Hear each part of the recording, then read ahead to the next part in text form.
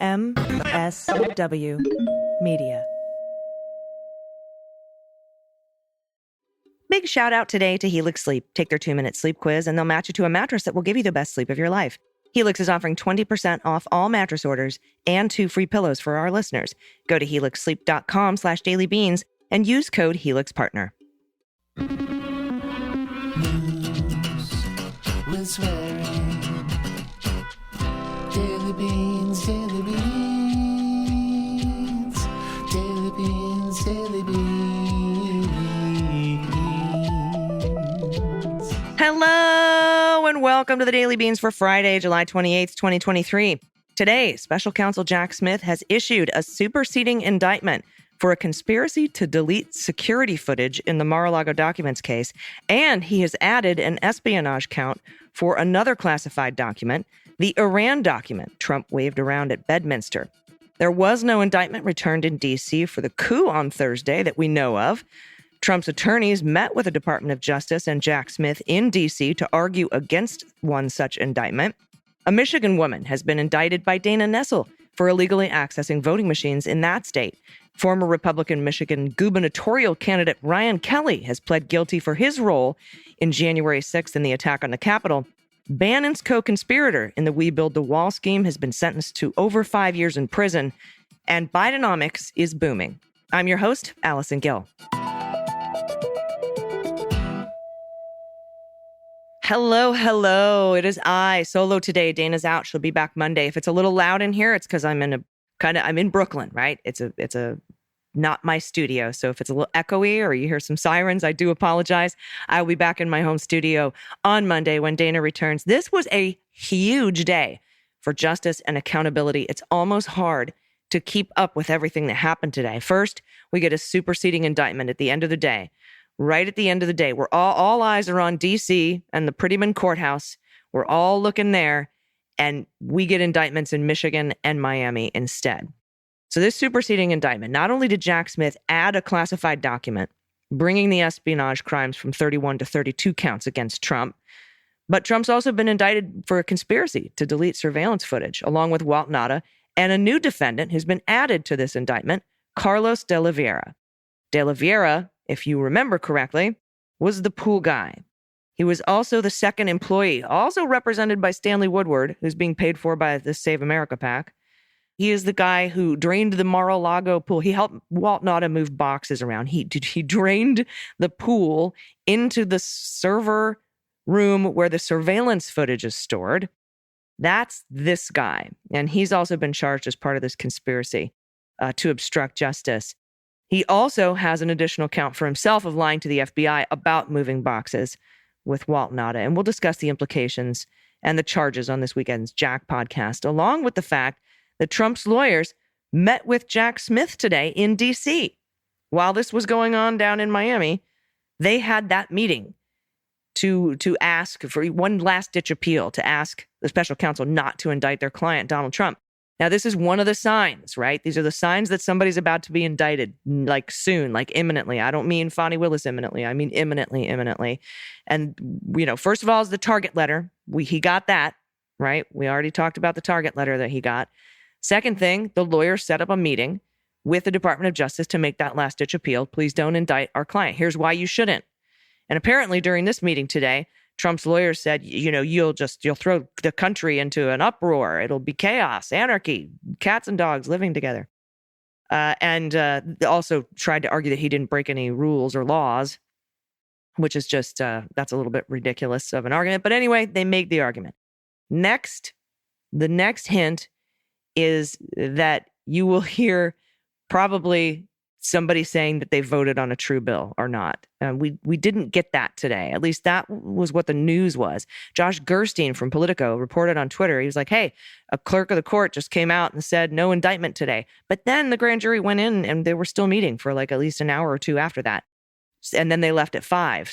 But we haven't heard any news about a true bill being voted on so far. We don't know if one was voted on and maybe filed under seal, or if they're going to wait till the grand jury meets again. They're scheduled to meet again on Tuesday of next week. But you can also bring the grand jury in when they don't meet, like on Friday today. And we'll know. There are plenty of people camped out at the Prettyman Courthouse. We will know what's going on down there. The next step that you would hear is Trump going on Truth Social saying, can you believe it? They've indicted me. I'm doing this for you. Election interference, prosecutorial misconduct, miscarriage of justice, witch hunt, bap, bap, bap, all the same shit, right? That same message he keeps hammering home so that his core base will believe it to be true. That this is somehow just President Biden interfering in the election. And as I've said, this investigation started before he announced his candidacy. So technically, him running for president is interfering with the investigation. I think it's the other way around. I really hope they argue that in court, but I doubt they will.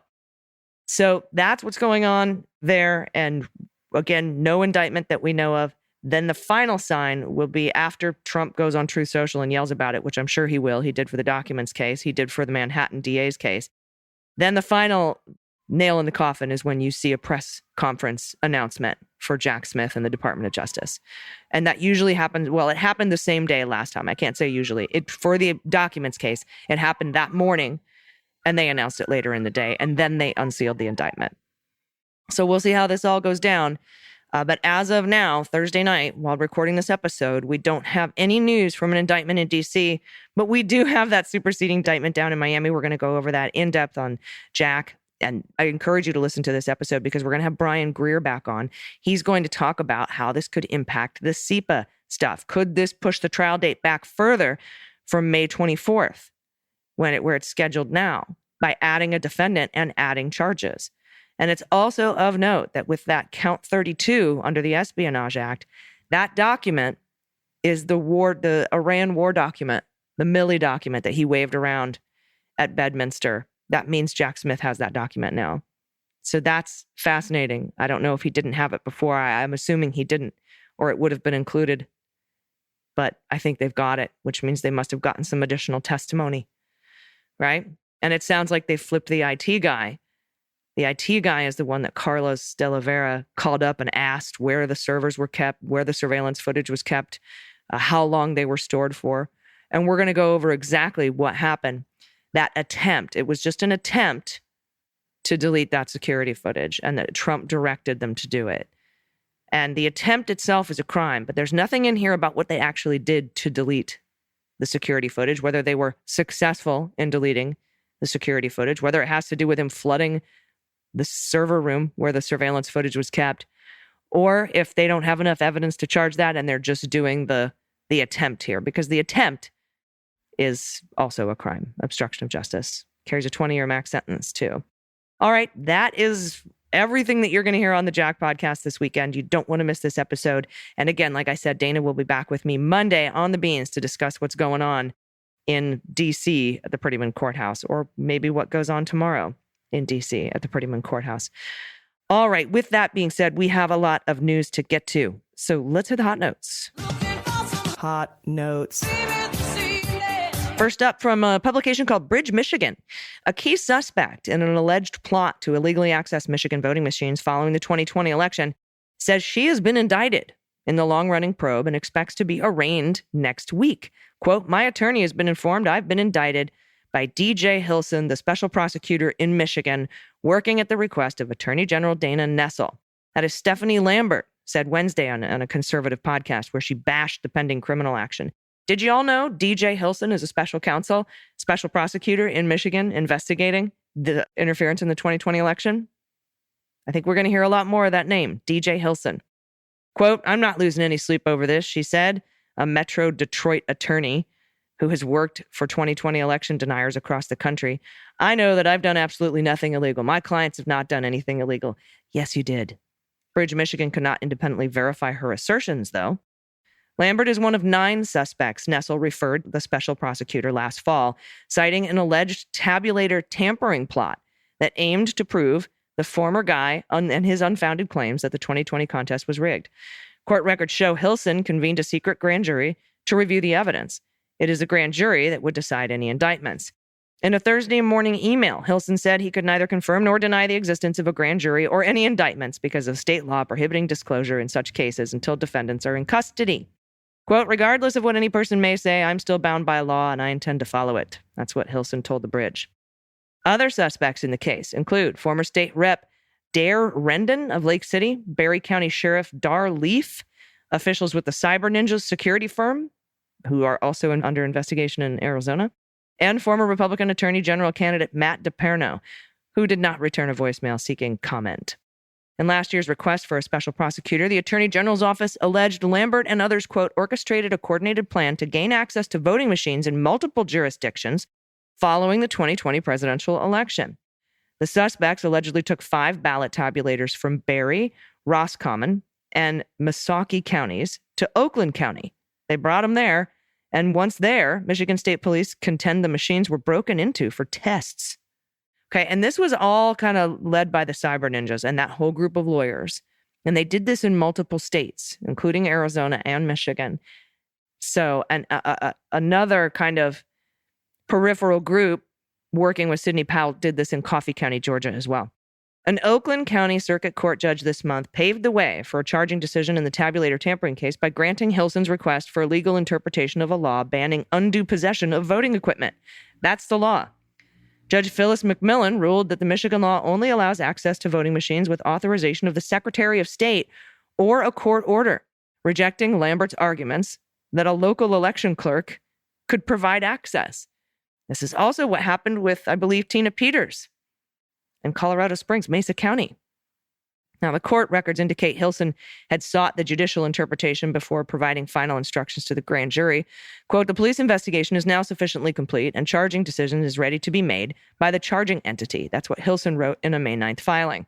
Lambert, who did not respond to requests for comment, is also mired in other legal battles. A cybersecurity expert sued her last week in Detroit in federal court, alleging she refused to pay him and was furious after he reviewed Pennsylvania election data for her but found no evidence of fraud.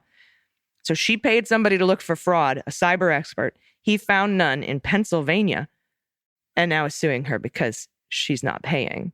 I'm wondering if we're going to see a lawsuit from one of the 2 research firms hired by Donald Trump to look for voter fraud. Both came back with no voter fraud. And I'm wondering if he paid those bills. It's fascinating.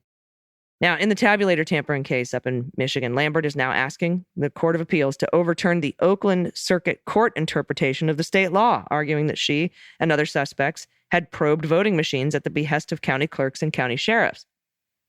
Hilson responded on Tuesday, asking the court to reject Lambert's appeal, because among other things, it was incomprehensible, and the Oakland County case is already closed. Nope. In her Wednesday podcast appearance, Lambert lambasted Hilson for using the grand jury to issue indictments instead of making a charging decision by himself. What? She doesn't want, a grand jury to return indictments? She wants just the prosecutor to do that? Okay. She reiterated a previous threat to sue him for that. That's hilarious. Quote, he thought that he could get the grand jury to do his dirty work for him and insulate himself from the lawsuit, but that's false. He misrepresented the law to them. I'm totally going to sue him for doing this. Wow. A prosecutor got the grand jury to do his dirty work. That's fascinating. That is just fucking fascinating. Also in Michigan, from NBC News, this is Ryan Riley, former Michigan Republican gubernatorial candidate Ryan Kelley pled guilty to a federal crime on Thursday in connection with the attack on the U.S. Capitol. Kelley pled guilty to a misdemeanor count of entering and remaining on restricted grounds, admitting that he rushed past U.S. Capitol police officers and started climbing the northwest scaffolding, and then climbed onto an architectural feature to the northwest stairs and began gesturing to the crowd below, waving his hand toward the stairs leading up to the Capitol building. He also, quote, used his hand to support another rioter who was pulling a metal bike rack onto the scaffolding. That's according to a plea agreement document. Now, Kelley ran for governor in Michigan in 2022 as a Republican. He was arrested last June before the Republican primary and was, for a time, leading in the polls. Kelley ultimately lost the primary to Republican Tudor Dixon. Tuxer Duden. I almost called her Tuxer Duden. And I think I might do that from now on. Who lost the general election to, obviously, as we know, Gretchen Whitmer. Now, Judge Christopher Cooper accepted Kelley's plea deal and set his sentencing for October 17th at 2 p.m. That's the same day, by the way, that the Bullhorn lady gets sentenced. Now, next up from Jameel Lynch at CNN, a third associate of Steve Bannon was sentenced to 63 months in prison, federal prison, for the We Build the Wall online fundraising fraud scheme. It's according to a news release from the U.S. Attorney's Office for the Southern District of New York. Timothy Shea was his name. He was convicted of conspiracy to commit wire fraud, conspiracy to commit money laundering, and obstruction of justice. Shea was sentenced for his role in carrying out a scheme to defraud hundreds of thousands of donors in connection with an online crowdfunding campaign known as We Build the Wall by soliciting donations using false statements and then stealing the resulting donations, as well as laundering the proceeds of the fraud scheme and attempting to obstruct the federal criminal investigation of the scheme. That's from the press release of the DOJ. Now, CNN reached out to Shea's attorney for comment. Quote, Timothy Shea abused the trust of donors to We Build the Wall, stole hundreds of thousands of dollars in donations to line his own pockets, and attempted to obstruct the federal investigation of his criminal conduct. That's U.S. Attorney Damian Williams in the press release. In addition to prison time, he has to forfeit $1.8 million and pay restitution for that same amount. He was also given 3 years of supervised release after. 2 other associates of Bannon, Brian Kolfage and Andrew Bottolato, were sentenced earlier this year after pleading guilty for their part in the scheme. Kolfage and Bottolato were indicted alongside Bannon, each pled guilty to 1 count of conspiracy to commit wire fraud. Kolfage also pled guilty to 2 counts of filing false tax returns and 1 count of wire fraud in connection with filing the false tax return. Bannon, who pled not guilty to the federal charges, has denied any wrongdoing, and he was pardoned by Trump in his final days in office. But Bannon still faces charges in New York State court for the same crime, same set of crimes, many crimes, and his trial is scheduled for May 2024, the same month as the Mar-a-Lago documents federal trial is scheduled to take place. Lots of justice today. I think you're going to remember how we were tired, we got overwhelmed with the fire hose of shit? Well, it's time for the fire hose of justice. I think you might get tired of it. There's going to be so much of it. I'm here for it. I'm here to bring it to you. We've been waiting a long time for this. I'm glad we're here together to talk about it. We'll be right back with the good news. Stick around. After these messages, we'll be right back. Hey, everybody. You want to hear my secret for staying productive throughout the day? You wonder how I get all this done? It's because I get a good night's sleep on my Helix mattress. It's tailored for the way I sleep. It offers a perfect end to every day and the best start to each morning. With Helix, it is sweet dreams all the way. Just go to helixsleep.com/dailybeans. Take their 2-minute sleep quiz. They'll match you to a customized mattress that will give you the best sleep of your life, and you'll get 20% off all mattress orders and 2 free pillows. Finding your perfect mattress is easy. You just take the quick quiz. Helix Sleep will match you to your ideal mattress in under 2 minutes. Then they send your personalized mattress straight to your door, completely free of charge. My perfect match is the Helix Midnight because I'm a side sleeper and I prefer a medium firm bed. It's the best mattress I've ever owned, hands down, head and shoulders above the rest. Like there is no comparison my whole life, and I've had a lot of mattresses. My Helix is the best. Helix's extensive lineup includes 20 distinctive mattresses featuring the award-winning Luxe Collection, the Fresh Elite Collection, and designed specifically for big and tall sleepers or kids. And each mattress model caters to unique sleep positions and preferences, so there's something for everyone. Moreover, Helix knows that testing mattresses means sleeping on it, right in your home. That's why they provide a 100-night trial and a 10 or 15-year warranty. So forget about going to the mattress store. It's creepy anyway. Helix delivers the perfect night's sleep right to your doorstep. It's so easy and it's so wonderful. And right now, Helix is offering 20% off all mattress orders and 2 free pillows for our listeners. Just go to helixsleep.com/dailybeans and use code HelixPartner. That's all one word, HelixPartner. This is their best offer yet, and it won't last long. With Helix, better sleep starts now. Everybody, welcome back. It's time for the good news. Who likes good news, everyone? Then good news, everyone.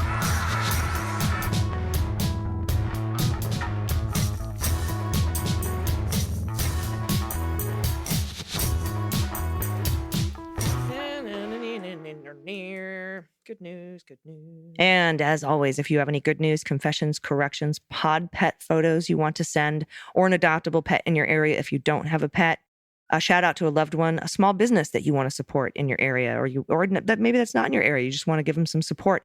Let me know what your business is about. I want to know what you're making and creating. If you want to give a shout out to a loved one, or a shout out to yourself, brag to me about what you're doing. I love to hear about that, and it's awesome to do, and it feels good. You can send that in as well if you want to play What the Mutt with me or What the Heck Wine. I'm doing really good on the horse guessing, frog orgies, baby pictures. Dana will be back Monday. Send in your baby pictures by Monday. Anything you want to send, dailybeanspod.com, click on contact. All right, first up, quick clarification from yesterday's pod. We said that RFK Jr. compared Zen Honeycutt to Rachel Carson. We want to make it clear that Zen Honeycutt is the leader of a group that promotes anti-science lies, that GMOs are linked to autism. Rachel Carson was a scientist and a science writer who, among other things, helped spark public interest in preserving the environment and getting the government to better regulate DDT and other pesticides. There is no comparison between the two people. Rachel Carson was a positive influence on the world. Zen Honeycutt is a misinformation peddling fearmonger. Just wanted to make sure that that was crystal clear. There's a link to the piece in New York titled The Right Way to Remember Rachel Carson in the show notes. And if you get to read Silent Spring, I read it in college. It blew my mind. I read that with Desert Notes and River Notes as well, which was one of Rachel Carson's cohorts that wrote that book. I can't remember his name. It escapes me right now, but I remember both of those two books distinctly, reading those in college. Very good, amazing author and amazing scientist and protector of the environment. All right, first up from Valerie, pronouns she and her. Hello, Team Beans. Just want to drop a line and say how much I appreciate you and your hard work, and also give a shout out to your upcoming guest, Jenna Griswold, Secretary of State for Colorado. That's going to be the August 7th episode, by the way. Amazing, amazing woman. Valerie goes on to say, I lived in the UK since 2007. Been so grateful for the incredible improvements that Ms. Griswold has introduced to the voting from abroad. It used to be an incredible faff with hoping to get the post sent in on time and be counted, but now we can vote by mail and track our vote to ensure it's been counted. I love that she's made it easy to vote and also so secure. So good to see her work getting wider recognition and appreciation, especially with the fuckery with the county clerk's office in Grand County last presidential election.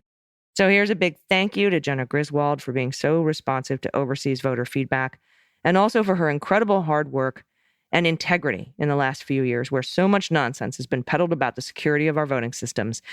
Picture is of what used to be the view from the porch in my last house in Colorado, a view Ms. Griswold would know too. That's Long's Peaks, also featured on the Colorado Quarter. Beautiful. Thank you so much for that submission. I really can't wait for y'all to hear this interview. She's amazing. Next up from Brandy, pronouns she and her. Shout out, my best friend, Will, and I are celebrating 16 years of marriage and 20 years together. He was the first person I ever missed and the first place I felt safe. I didn't know true friendship or true love until I met him, and my life has been abundantly blessed because of his presence. We have been through so much together over the years: college, drum corps, 7 moves, babies born on opposite coasts, never near family, multiple jobs, barely getting by, bouts of depression, major losses, and major wins. He proposed after I graduated college and was moving to Georgia to perform with the Winter Guard. A few months later, he was headed for training. I remember him calling me to let me know his schedule for when we would graduate and when he had to report to work. We had 1 week to work with, so I called him back a couple hours later and told him, we're getting married on a Thursday in Key West on the beach. I'll get you 2 outfits since I don't know what size you'll be after training. Just be there. I moved my stuff from Georgia and his stuff from Tennessee to a storage unit in San Diego. I met with a stranger whose spouse was also in training, and we drove through the night to go get them. On Monday, I watched the graduation. Tuesday, I loaded up the groom, flew to Memphis to pick up wedding luggage. Wednesday, I flew to Key West, left luggage at the airport with family, hopped in a cab, made it to the courthouse 5 minutes before closing, and got our marriage certificate. Thursday, we met on the beach, and we were officially married. And Friday, we roamed the island, and with the little money we had, we enjoyed some Guinness, my first. Saturday, we flew to Memphis to trade our luggage, and Sunday, we flew to San Diego and lived in a hotel for 2 weeks while we found a place to live. The first year, we rarely saw each other because we worked opposite shifts trying to make ends meet. We didn't have furniture, so all meals were picnic style on the carpet. For my birthday, I insisted on a puppy, and our forever love, Corazon, came into our lives. That Christmas, we were deciding between getting a couch or a tree. The Christmas tree totally won, because duh. I have loved our life together. Our love is unconditional. He is the calm to my storm and knows all my twisted jokes. I'm totally uninterested in doing this life without him. The days would be too dark, so I'm voting for another 80 plus years by his side. He is my favorite human. For pet tax is our precious Corazon. She now resides only in our hearts, while we envision her like a little Pegasus Chihuahua flying around in heaven. Aw. Our little darling puppy was the absolute best. She loved singing along with Edith Piaf and James Brown, kissed away all the tears, had a toe fetish, and was an Olympic cuddler. The black and white photo is of her and our eldest, both in time out, because they wouldn't stop yelling at each other. And that picture always cracks me up. All the love to this beautiful community. May we all find someone who truly sees us and loves us all the more for it. What a beautiful, beautiful shout out. Thank you so much, Brandy. Look at the dogs. Oh, both in timeout. I see it. Adorable. Oh, this honey dog is so sweet. Thank you for sharing that. All right, next up, heavy metal ice cream fans. He, him, and she, her. Tuesday night, we saw a great show by Disturbed. The singer, David Draymond, is the grandson of Holocaust survivors, the son of immigrants from Israel, and a fighter against anti-Semitism. Soon after we got there, he shared how he struggled with the loss of 3 good friends to depression and addiction, the singers from Linkin Park, Soundgarden, and the Stone Temple Pilots. He shared that at one point recently, I later learned after the twin hurts of a divorce and cancer having to be surgically removed from his arm, that he wanted to join them. He asked for a show of hands who had struggled through either the twin demons of depression or addiction, and most of the hands in the amphitheater went up. And looking around, the crowd felt less anonymous and more united and shared in vulnerability. It was a surprisingly emotional night, and their heavy metal songs were just as raw and big as imaginable. Also, his pyrotechnician must have had the most fun job of the entire band. That one show must have driven up the prices at the pump a few dollars for all the fuel spectacularly burned. I'm glad we went. It was a great show. But wait, there's more. We have a shout out to a local business about halfway between our place in Oak Cliff, Texas, and the venue in Fair Park in Dallas. There's a little 24-hour store called Donato's. The owner of the eponymous store scours the country for oddball cereals and makes the most fantastic milkshakes with them blended in and on top. They're beautifully presented, delicious, and showcase all sorts of cereals not sold in this corner of the country.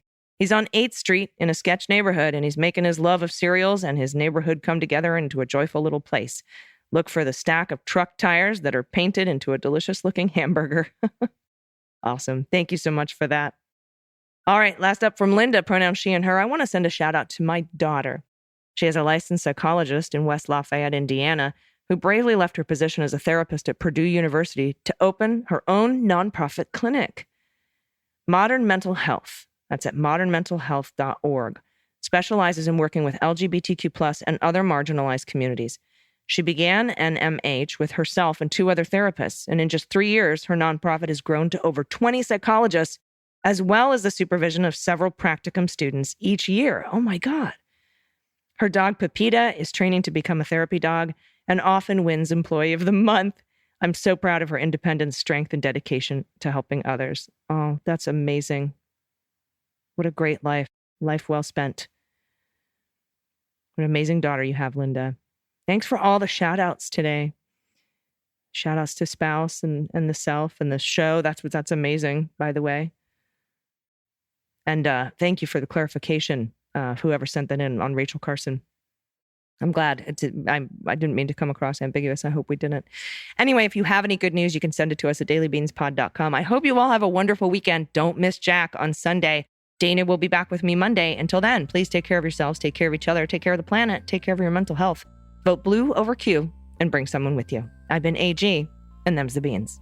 The Daily Beans is written and executive produced by Allison Gill with additional research and reporting by Dana Goldberg. Sound design and editing is by Desiree McFarlane, with art and web design by Joelle Reeder with Moxie Design Studios. Music for The Daily Beans is written and performed by They Might Be Giants, and the show is a proud member of the MSW Media Network, a collection of creator-owned podcasts dedicated to news, politics, and justice. For more information, please visit mswmedia.com. MSW Media.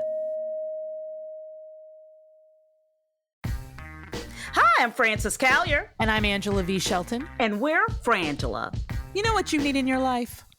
The Final Word podcast. Yes, you do. That's right. It is the final word on all things political and pop cultural. Where we make real news real funny. Where we inspire you so you can #resist. Subscribe and get a new episode of the Final Word podcast each week. It's the news we think you need to hear. That's right. We think you need to hear it. Okay? Yeah, it's what we say so. That's right. And because all we do is give, every Thursday you can listen to our hysterical podcast, Idiot of the Week. We round up the stupid because you know what? Somebody has to. Okay. All we do is give.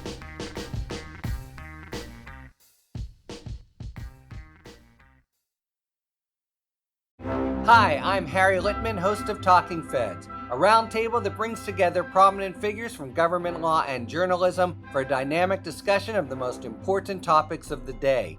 Each Monday, I'm joined by a slate of Fed's favorites and new voices to break down the headlines and give the insider's view of what's going on in Washington and beyond. Plus sidebars explaining important legal concepts read by your favorite celebrities. Find Talking Feds wherever you get your podcasts.